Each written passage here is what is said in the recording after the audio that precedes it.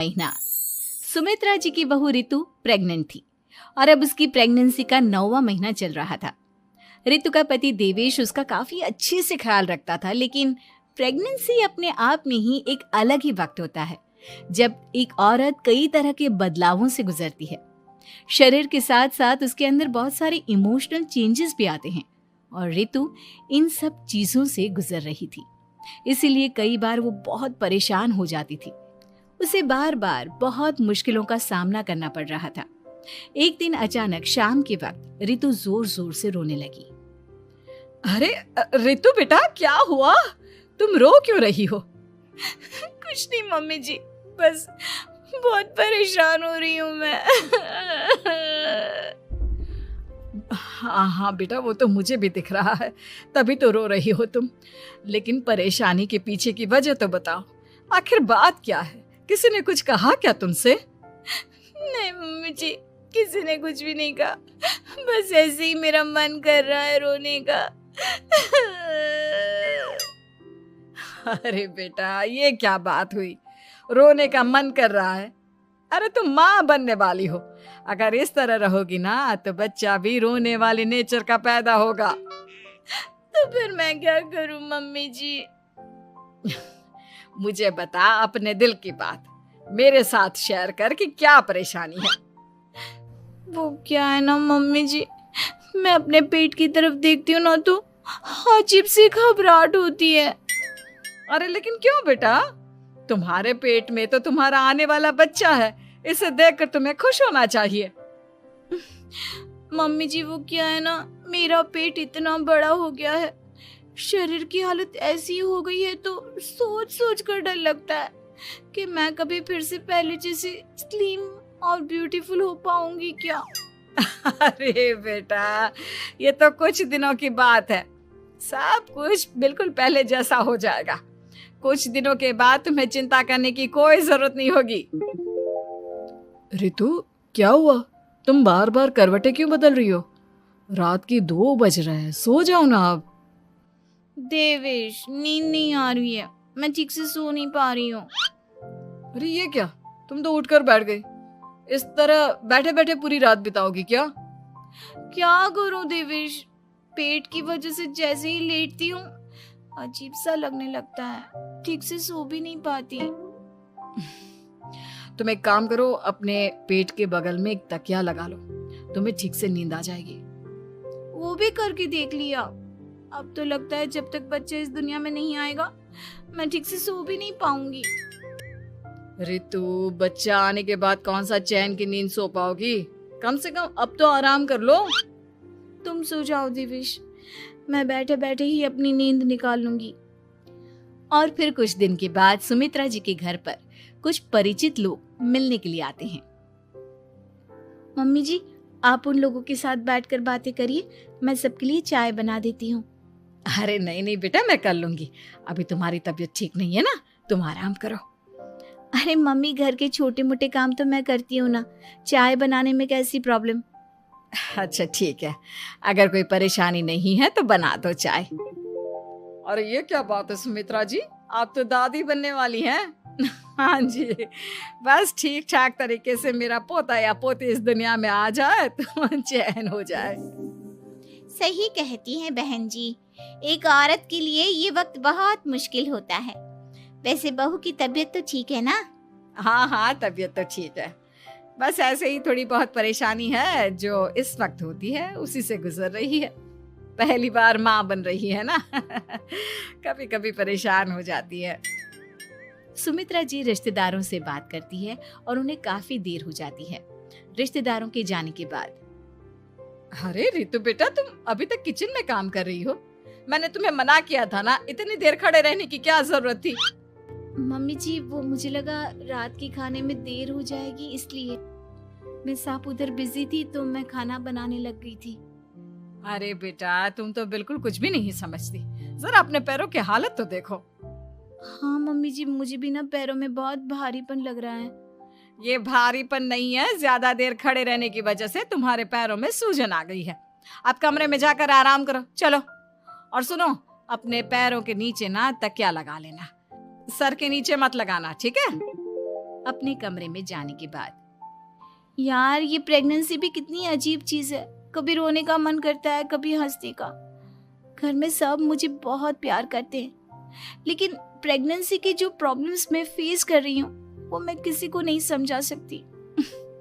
ये सब कब ठीक होगा? और फिर एक रात अचानक रितु नींद में उठकर बैठ जाती है और अपने पूरे शरीर पर खुजली करने लगती है। देवेश की आंख खुलती है और वो रितु को इस तरह खुजली करते हुए देखता है। अरे क्या हुआ रितु, तुम ठीक तो हो ना? पता नहीं क्यों देवेश, लेकिन अचानक से पूरे शरीर में खुजली हो रही है। दिखाओ जरा मुझे। अरे लेकिन तुम्हारे शरीर पर तो कोई मच्छर के काटने की या किसी तरह के रैशेस भी नहीं है, फिर खुजली क्यों हो रही है? लगता है ये भी प्रेगनेंसी की कोई नई प्रॉब्लम है। अरे अरे परेशान मत हो, मैं मम्मी को बुला कर लाता हूँ। सुमित्रा जी के आने के बाद। अरे क्या बात है बेटा, इस तरह क्यों खुजली कर रही हो? अचानक से क्या हो गया तुम्हें? मम्मी जी ऐसा लग रहा है जैसे सर से पैर तक पूरे बदन में मच्छरों ने काट लिया हो। अरे लेकिन इसमें रोने की क्या बात है, चुप हो जा, सब ठीक हो जाएगा। हाँ मैं बहुत परेशान हो गई हूँ, बस अब जल्दी से बच्चा इस दुनिया में आ जाना चाहिए ताकि मुझे इन सारी प्रॉब्लम से मुक्ति मिले। ऐसा नहीं कहते रितु, माँ बनना तो दुनिया की सबसे बड़ी खुशखबरी है और ये सारी परेशानियां तो सबके साथ होती है। जानती हूँ, लेकिन फिर भी क्या करूँ, रात को सो नहीं सकती। कभी पेट भर के खाना खा लेती हूँ तो उल्टी करने का मन करता है। ज्यादा देर खड़ी हो जाती हूँ तो पैर में सूजन आ जाती है। ज्यादा देर बाहर घूमने भी नहीं जा सकती वरना टॉयलेट की प्रॉब्लम। ये सब कब ठीक होगा? कुछ दिन और बीत गए और अब तक रितु का 9वां महीना खत्म होने का वक्त आ गया था। अब हर दिन रितु बस यही सोचती थी कि उसका बच्चा इस दुनिया में आने वाला है। हाँ, वो बात अलग थी कि वो कई तरह की इमोशनल चेंजेस से गुजर रही थी और फिर एक दिन अचानक, देवेश मुझे ना चाउमीन खाने का मन कर रहा है। अभी रात के 12 बजे? अरे रितु, इस वक्त चाउमीन कहाँ से लेकर आऊंगा मैं? किसी होटल में फोन करो ना, कोई तो डिलीवर करता होगा ना इतनी रात को। नहीं नहीं रितु, इतनी रात को कोई डिलीवर नहीं करता, तुम कल खा लेना, मैं कल तुम्हारे लिए लेकर आऊंगा। बस नहीं, मुझे अभी खाने का मन कर रहा है, मुझे अभी खाना है। अच्छा ठीक है, एक काम करो, मैं किचन में जाकर तुम्हारे लिए मैगी बना कर लाता हूँ, क्या पता उसे खाकर तुम्हारा मन ठीक हो जाए। हाँ ठीक है। देवेश रितु को मैगी बनाकर खिला देता है, लेकिन अगले दिन अचानक से रितु की तबीयत खराब हो जाती है। क्या हुआ है बहू को? बेटा तूने कुछ उल्टा सीधा तो नहीं खा लिया ना? मम्मी वो कल आधी रात को चाउमीन खाने की बात कर रही थी तो मैंने इसे मैगी बनाकर खिला दी। अरे लेकिन एक बार मुझसे तो पूछ लेता, इसी वजह से उसे अजीब सा लग रहा है। कोई बात नहीं, वैसे भी बच्चा आने का वक्त पास आ गया है ना, इसलिए ये सब चीजें हो रही है। मेरे पेट में बहुत दर्द हो रहा है, जब से मैगी खाई है तब से पता नहीं क्या हो गया। अरे कुछ नहीं हुआ बेटा, बस कुछ दिन की बात और है, परेशान मत हो। चल हम तुम्हें ना डॉक्टर के पास ले चलते हैं।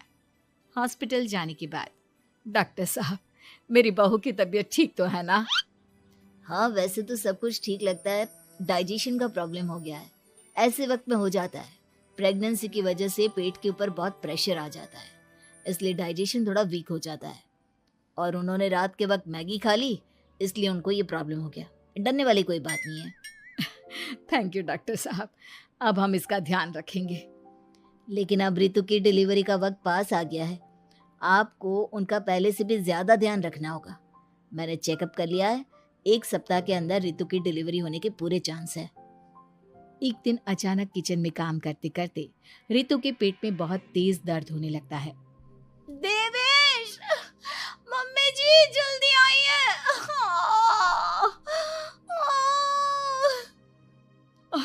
अरे क्या हुआ बहू, क्या हुआ तुम्हें? बहुत दर्द हो रहा है मम्मी, मेरे पेट में बहुत तेज दर्द हो रहा है, मुझसे खड़ा भी नहीं रहा जा रहा। इधर आ जाओ रितु, मैं तुम्हें बेड पर लिटा देता हूँ, सब ठीक हो जाएगा। बेटा, मुझे लगता है इसकी डिलीवरी का वक्त पास आ गया है। अब हमें रितु को हॉस्पिटल ले जाना होगा। वैसे भी डॉक्टर ने कहा था कि 1 सप्ताह के अंदर डिलीवरी कभी भी हो सकती है। मुझे बहुत दर्द हो रहा है, ऐसा लग रहा है जैसे मैं मर जाऊंगी। प्लीज मुझे बचा लो देवेश। अरे रितु, घबराओ मत, ऐसा कुछ नहीं होगा। हॉस्पिटल पहुंचने के बाद आप जल्दी से रितु को एडमिट करवा दीजिए और आप लोग बाहर वेट करिए। नहीं, मुझे बहुत दर्द हो रहा है। रितु, समझने की कोशिश करो, सब कुछ ठीक हो जाएगा। रितु को लेबर पेन शुरू हो गया था और वो काफी तकलीफ से गुजर रही थी। एक बच्चे को जन्म देते समय औरत जिस तकलीफ से गुजरती है उसे सिर्फ वही समझ सकती है।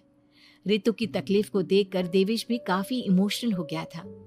रितु को इस तरह चीखते देखकर उसे बहुत दुख हो रहा था, लेकिन आधे घंटे के बाद जब डॉक्टर अपने हाथ में रितु और देवेश की छोटी सी बच्ची को लेकर आया तो रितु के चेहरे पर स्माइल आ गई। रितु, ये देखो, तुम्हारी और मेरी नन्ही सी बेटी। ये तो एकदम परी की तरह दिखती है। दिखेगी क्यों नहीं, एकदम तुम पर गई है ना, इसलिए। लेकिन मम्मी, उसकी नाक तो मेरे जैसी है। अच्छा ठीक है, नाक तुम रख लो, बाकी सब मेरे जैसा। देखा रितु, तुमने कितनी तकलीफ सही, लेकिन उस तकलीफ के बदले तुम्हें भगवान ने ये छोटी सी परी दे दी। और ऐसा सब औरतों के साथ होता है। तुमने बहुत हिम्मत रखी है बेटा, और इसका नतीजा आज हमारे सामने है। ननद शोभा के इकलौते बेटे साहिल ने एक फैशनेबल लड़की विभा से लव मैरिज कर ली और उसे अपने घर ले आया। उसकी माँ ने दोनों को देखा तो बोलने लगी, अरे साहिल, ये किस नाटक वाले को ले आया तू? और इसने ये इतने छोटे कपड़े क्यों पहन रखे हैं? माँ, ये नाटक वाली नहीं, आपकी बहू है। मैंने इससे शादी कर ली है। विभा, माँ के पैर छुओ। कम ऑन साहिल, मैं किसी के पैर नहीं छू सकती। विभा, ये हमारा कल्चर है, घर के बड़ों के पैर छूते हैं। ओके साहिल। विभा जैसे ही शोभा के पैर छूने के लिए झुकी तो शोभा ने उसे डांटते हुए कहा, चल हट यहाँ से, दूर हो जा मेरी नजरों से। न जाने कहाँ से इसे उठा लाया है। तेरे लिए लड़कियों की कमी थी क्या, जो ऐसी लड़की को ले आया? हमारे घर के संस्कारों के बारे में तो सोच लेता, लोग क्या कहेंगे? माँ, आप भी कैसे पुराने जमाने की बात कर रही हो? आप कपड़ों और भाषा से किसी के संस्कारों को जज नहीं कर सकती। साहिल ने अपनी माँ को समझाने की बहुत कोशिश की, लेकिन वो कहाँ कुछ मानने वाली थी। शोभा अपनी बहू के कपड़ों और स्टाइल की वजह से हमेशा उसके कैरेक्टर पर टिप्पणी करती रहती। एक दिन विभा अपनी सास के लिए चाय बनाकर लाई। गुड मॉर्निंग मॉम, ये आपकी टी। ऐ छोरी, तुझ में संस्कार नाम की चीज है या नहीं? गुड मॉर्निंग ना बोला कर मुझे। हमारे यहाँ बहुएं पैर छूती है, और तूने ये कैसे कपड़े पहने? देख जरा मेरी बेटी रानी को, सीधे सादे कपड़े पहनती है वो। मॉम, आपकी बेटी को फैशन की बिल्कुल भी नॉलेज नहीं है। उसी तो आप तंबू भी दे देंगी ना, तो वो तंबू भी पहन लेंगी। देखो माँ, भाभी कैसे मेरा मजाक उड़ा रही हैं।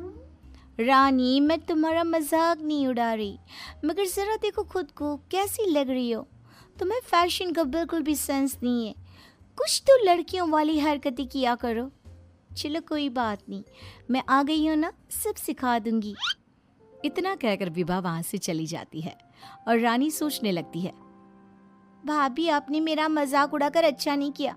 अब देखो मैं कैसे आपको इस घर से बाहर निकालती हूँ। अब रानी हर समय अपनी भाभी की कमियां ढूंढने में लगी रहती। रानी की माँ तो विभा से नफरत करती ही थी, लेकिन घर से निकालने के लिए जरूरी था कि साहिल भी विभा से नफरत करे। एक दिन घर में पूजा हो रही थी। घर के सभी सदस्य पूजा में शामिल हुए, लेकिन विभा नहीं हुई। जब पूजा खत्म हुई तो रानी ने कहा, भैया माना कि भाभी फैशनेबल है, लेकिन इसका मतलब ये तो नहीं कि वो भगवान में बिल्कुल आस्था ना रखे। उन्हें पूजा में तो आना चाहिए था ना। हाँ बेटा, तूने अपनी मर्जी से शादी तो कर ली, अब अपनी मॉडल बहू को घर के तौर तरीके तो सिखा दे। अपनी बहन और माँ की बात सुनकर साहिल विभा के पास गया और उससे कहने लगा, विभा, आज घर में पूजा थी, तुम क्यों नहीं आई पूजा में? पता है लोग कितनी बातें बना रहे थे। माय डियर हस्बैंड, इतना गुस्सा क्यों हो रहे हो? जरूरी नहीं कि भगवान को खुश करने के लिए पूजा में शामिल होना पड़े। जब भगवान को दिल से याद कर लो ना तो बस उसी समय होगी उनकी पूजा। विभा, तुम शब्दों के जाल में मुझे मत फंसाओ। मैं जानता हूँ तुम इन सब चीजों को नहीं मानती, लेकिन तुम माँ की खुशी के लिए ही चली जाती। कम ऑन डार्लिंग, तुम तो छोटी सी बात को खींच रहे हो। मुझे पूजा में जाने से कोई प्रॉब्लम नहीं थी। मुझे किसी ने बताया ही नहीं पूजा के बारे में। अगर माया रानी बता देती तो मैं चली जाती। इसी तरह दोनों में काफी देर तक बहस चलती रही। अब विभा की ननद और सास किसी न किसी बात पर दोनों का झगड़ा करवाती रहती। जो भी शोभा के घर आता तो वो उसके सामने अपनी बेटी और बहू की तुलना करती। एक दिन उनके घर पर उनकी पड़ोसन आई। शोभा बहन, कैसी हो? कहाँ है आपकी फिरंगी बहू? अरे घूम रही होगी आधे कपड़े पहनकर कहीं। जब से आई है जीना हराम कर दिया है। शोभा बहन, वैसे जो भी हो, आपके बेटे साहिल ने ऐसे लड़के से शादी करके सही नहीं किया। आपके घर में सब कितने संस्कारी हैं। आपने अपनी खुद की बेटी की कितनी अच्छी परवरिश की है। और आपकी बहू, उसके तो पूरे मोहल्ले में चर्चे हैं। हाँ बहन, बात तो सही कह रही हो। एक मेरी बहू है जिसे ना बात करने का तरीका आता है, ना कपड़े पहनने की तमीज़ है। और एक मेरी बेटी है, संस्कारी, सुंदर, सुशील, सर्वगुण संपन्न है मेरी बेटी। आप तो जल्द से जल्द बस अपनी बेटी की शादी करने के बारे में सोचो। कहीं ऐसा ना हो कि आपकी बहू के चक्कर में आपकी बेटी से कोई शादी ही ना करे। पड़ोसन की बात शोभा के दिमाग में बैठ जाती है और वो रानी के लिए रिश्ता ढूंढना शुरू कर देती है। एक दिन शोभा की तबीयत अचानक खराब हो जाती है। माँ, क्या हो गया है आपको? आप दिन भर अपने कमरे में लेटी क्यों रहती हो?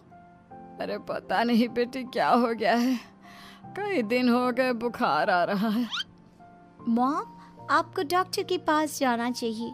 ऐसे तो आपकी हेल्थ खराब होती जाएगी। ओ अंग्रेजन, अपनी अंग्रेजी अपने पास रख। माँ किसी डॉक्टर के पास नहीं जाएगी। मैं अभी माँ को काढ़ा बना कर देती हूँ, माँ बिल्कुल ठीक हो जाएंगी। लेकिन रानी, डॉक्टर ब्लड टेस्ट करके बता देगा कि मॉम का फीवर क्यों नहीं उतर रहा। इसी तरह कई दिन हो गए। शोभा का बुखार उतरने का नाम नहीं ले रहा था और रानी उन्हें डॉक्टर के पास जाने नहीं दे रही थी। एक दिन विभा रानी को बिना बताए शोभा को डॉक्टर के पास ले गई। शोभा को 4-5 दिन हॉस्पिटल में रहना पड़ा। इसी बीच विभा ने अपनी सास की बहुत देखभाल की, लेकिन रानी एक बार भी अपनी माँ से मिलने नहीं आई। बहू, मेरी इतनी ज़्यादा तबीयत खराब थी, लेकिन रानी मुझसे एक बार भी मिलने नहीं आई। डोंट वरी मॉम, घर में कोई नहीं है ना, तो वो घर में ही रहती है। अब डॉक्टर ने बोला है कि आप घर आ सकती हैं, तो आप ज़्यादा सोचिए मत। अब शोभा को पहली बार अपनी बेटी और बहू के संस्कारों के बीच का अंतर पता चला। शोभा अपनी बहू को प्यार करने लगी। एक दिन शोभा ने विभा से कहा, बहू, आज शाम को लड़के वाले रानी को देखने आ रहे हैं। रानी और तुम बाजार चली जाओ, खाने का कुछ सामान और रानी के लिए अच्छी सी साड़ी लेकर आना। माँ, मैं भाभी के साथ नहीं जाऊंगी। वो साड़ी दिलाने की जगह कोई स्कर्ट या जींस दिलाकर ले आएंगी। बहू, तू इसे साड़ी ही दिलाकर लाना, ठीक है? Okay mom. रानी और विभा मार्केट के लिए निकल जाती हैं, लेकिन रास्ते में बहुत ट्रैफिक था। पूछने पर पता चला कि एक कार का एक्सीडेंट हो गया है। विभा और रानी ने कार के पास जाकर देखा तो एक लड़का बहुत बुरी तरह से जख्मी पड़ा था। कोई उसकी मदद नहीं कर रहा था। लोग खड़े होकर बस तमाशा देख रहे थे। विभा ने उस लड़की की मदद करना चाहा तो रानी ने उसे रोकते हुए कहा, भाभी, ये क्या कर रही हो? जब कोई इसकी मदद नहीं कर रहा तो हम क्यों करें? रानी, ये क्या बोल रही हो तुम? अगर हमने इसकी हेल्प नहीं करी तो ये मर सकता है। लेकिन भाभी, पुलिस का झंझट कौन संभालेगा? पुलिस उल्टा हमसे ही सवाल जवाब करेगी। वो सब बाद में देखेंगे, पहले इसे हॉस्पिटल पहुंचाते हैं। विभा और रानी उस लड़के की जान बचा लेती हैं और उन्हें घर आने में देर हो जाती है। शोभा उनसे पूछती है, तुम दोनों को इतनी देर क्यों हो गई आने में? देखो शाम होने वाली है, लड़के वाले किसी भी समय आते होंगे। माँ, आपकी लाडली बहू की वजह से देर हो गई। मुझे आज पता चला भाभी को समाज सेवा का शौक भी है। रानी ने पूरी बात अपनी माँ को बता दी। शोभा ने बहू को डांटने की जगह उसकी तारीफ की। वो तीनों बात कर ही रहे थे तभी साहिल वहां आकर कहता है, माँ, जो लड़का रानी को देखने आने वाला था उसका एक्सीडेंट हो गया है। क्या? ये तो बहुत बुरा हुआ। ठीक तो है ना वो? हमें जल्दी उसे देखने जाना चाहिए। माँ, वो ठीक है। उसके घर वाले बता रहे थे कि 2 लड़कियों ने उसे हॉस्पिटल पहुंचाया है। अगर वो उसे वक्त पर हॉस्पिटल ना लेकर जाते तो उसका बचना मुश्किल था। 2 लड़कियों ने? डार्लिंग, हमने भी आज एक लड़की का हॉस्पिटल पहुंचाया था। कहीं ये लड़का वही तो नहीं जो रानी से मिलने आ रहा था। सभी हॉस्पिटल पहुंचे तो ये लड़का वही निकला जिसकी जान विभा और रानी ने बचाई थी। सब ने दोनों की बहुत तारीफ की।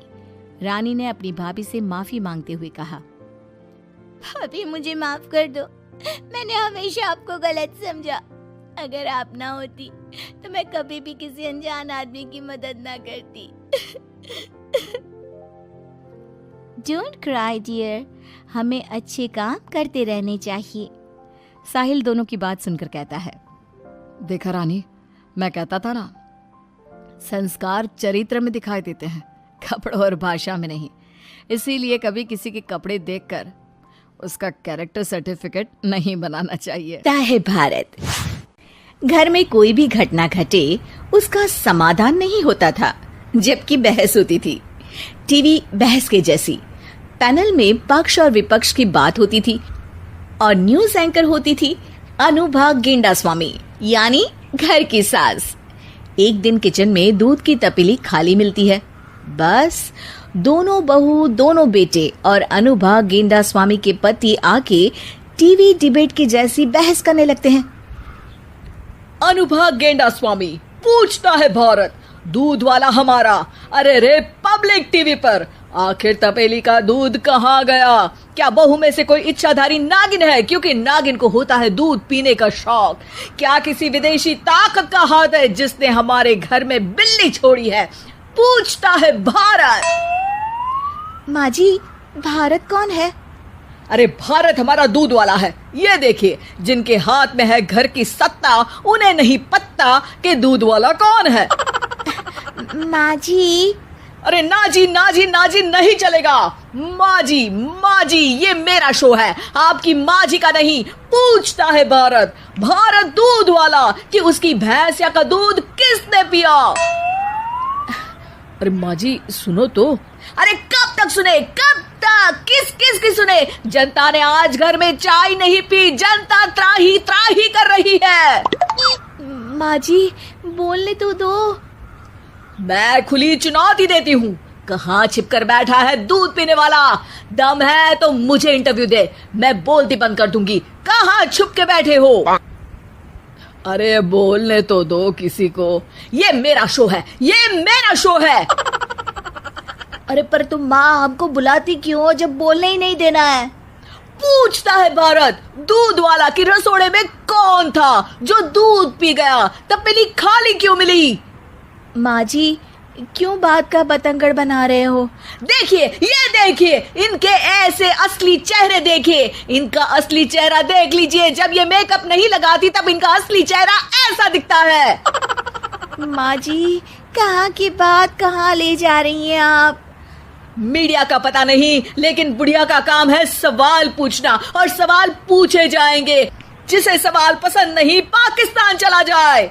माँ जी, ओ माँ जी बोलने दो, मुझे पता है दूध किसने पिया। ये मेरा शो है, ये मेरा शो है। दूध किसने पिया ये मुझे बताने वाला पैदा नहीं हुआ है। यहाँ सच का पता चल जाएगा एक ब्रेक के बाद। अनुभा गेंडास्वामी चिल्ला चिल्ला के इतना थक गई है कि वो पानी पीती है और लंबी सांस लेने लगती है। अरे बहू, बता तो रही है कि दूध किसने पिया, सुनती क्यों नहीं? टीआरपी कहाँ से आएगी? एक ही बार में पता चल जाएगा तो। टीआरपी वो क्या होती है? अरे न्यूज 24 घंटे देखते हो, लेकिन आज तक नहीं समझ पाए टीआरपी को। जी न्यूज देखना बंद कर दो आप। बीपी न्यूज के चक्कर में बढ़ जाएगा तुम्हारा। टीआरपी की जगह बीपी बढ़ा तो डॉक्टर के पास लेकर जाना पड़ेगा। हाँ माँ, मैं कल दूध ले आऊंगा थोड़ा ज्यादा, ताकि ब्रेकिंग न्यूज, जिसने दूध पिला के बड़ा किया उसी को थोड़ा ज्यादा दूध दे के खरीदने की कोशिश करता है एक बेटा। दूध के चक्कर में सब दूध का दूध और पानी का पानी हुआ। अरे माँ, आज का बड़ा सवाल, अरे रे, पब्लिक टीवी पर किसने तपेली खाली की, किसने खत्म किया दूध, पूछता है भारत, हमारा दूध वाला। माँ जी, कल से नहीं होगा। कुछ भी दूध की तरह गर्मा गर्म सवाल सुन के छोटी बहू का हुआ बुरा हाल। बोली कल से नहीं होगा। जवाब दो बहू, क्या नहीं होगा? माँ जी, जवाब दो। माँ, दो ना जवाब। अरे बोलती बंद क्यों हो गई? हाँ, बोलती क्यों बंद हो गई? पूछता है भारत, हमारा दूध वाला। बोलने तो दो। बोलिए ना, जवाब दीजिए ना, जवाब दो। अरे रे, पब्लिक टीवी पर आज बोलेगी बहू या हो जाएगी बोलती बंद? माँ जी, वो माँ जी को याद करो या बाप जी को, पर जवाब दो। भैंस द्रोही, भैंस का दूध खत्म करने वाले आज बच नहीं पाएंगे। एक भी भैंस द्रोही नहीं बचेगा। सॉरी माँ जी। सॉरी बाबू, मेरा मतलब सॉरी बहू। ऐसा काम नहीं चलेगा, जवाब देना पड़ेगा। The nation wants to know. मैंने पिया है दूध। ये देखिए, सच बाहर आ गया है सबसे पहले हमारे यहाँ। अरे रे, पब्लिक टीवी पर तो छोटी बहू ने पिया था दूध, लेकिन दूध की सुरक्षा में कैसे हुई चूक, पूछेंगे बड़ी बहू से। मैंने कुछ नहीं किया। एक और खुलासा, बड़ी बहू कुछ नहीं करती। कौन सी पार्टी के सदस्य हो आप? हाँ, किटी पार्टी या बर्थडे पार्टी की? माँ जी, मैं पार्टी नहीं करती। ये देखिए, फिर से कहा इसने कि ये कुछ भी नहीं करती। पूछता है भारत, दूध वाला, कि आपके कुछ नहीं करने की वजह से दूध की सुरक्षा में सेंध कैसे लग गई? माँ जी, मैंने कितनी बार कहा है, दूध को ढक दो। ढंका था माँ जी मैंने। उसके बाद कितनी बार कहा है, दूध को फ्रिज में रख दो।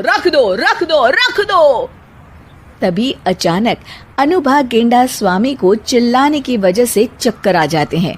ससुर जी चिल्लाते हैं, अरे इसका बीपी बढ़ गया है, इसे पानी पिलाना पड़ेगा। कोई पानी का मग दो। माँ जी को पानी पिलाया जाता है और मुंह पर पानी मारा जाता है। अनुभा आंखें खोलते ही कहती है, देखते रहिए। अरे रे, पब्लिक टीवी अनुभा गेंडा स्वामी के साथ आगे करेंगे किसी और मुद्दे पे बात। तब तक घर का दूध ढक दो, फ्रिज में ले जाकर रख दो।